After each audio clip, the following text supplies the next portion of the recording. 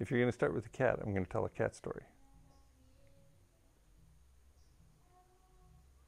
When I was a wee lad, living in Moscow, Idaho in the summertime, as my father was going to school to complete his bachelor's degree and master's degree in Moscow, Idaho at the University of Idaho, shortly after we arrived at this crappy, rundown, inexpensive apartment that was connected to a much nicer and newer apartment by a catwalk. Shortly after arriving there, I realized that the catwalk was a perfect place for me to conduct a little experiment in what is known today as ethology, or animal behavior, or behaviorism.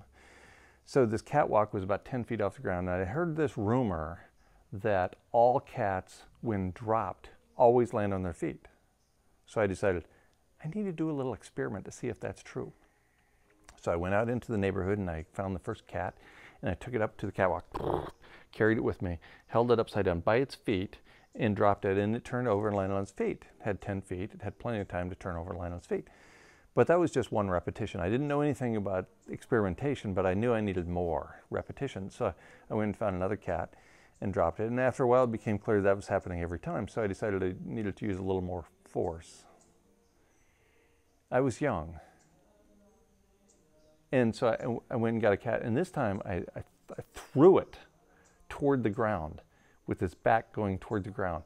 And it flipped over and landed on its feet. It's from 10 feet up, and I repeated this experiment many times, enough times, in fact, that after a while, I couldn't come close to a cat anymore, ever again. There was no cat in the neighborhood. And it took me a while to figure that out, that this was an unintended consequence of my little experiment. Yes, cats always land on their feet, at least as thrown by me from 10 feet up.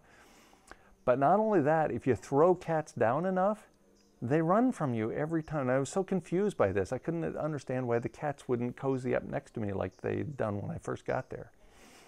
So that was an unintended lesson from me in my mad science days about animal behavior or ethology.